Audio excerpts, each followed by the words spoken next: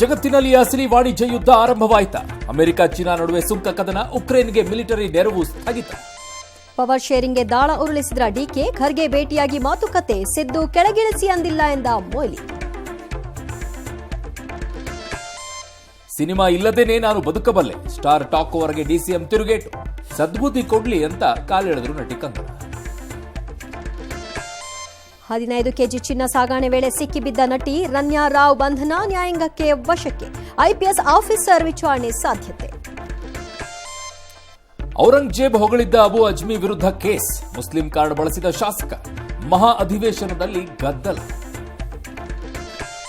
ಕುಂಭಮೇಳ ಮೆಚ್ಚಿದ ಡಿಕೆ ಬಗ್ಗೆ ಯೋಗಿ ಮಾತು, ಗ್ಯಾರಂಟಿಗೆ ದಲಿತರ ದುಡ್ಡು, ಆಕ್ರೋಶ. ಬಲ್ಡೋಟಾ ಕಾರ್ಖಾನೆ ವಿಸ್ತರಣೆಗೆ ಬ್ರೇಕ್.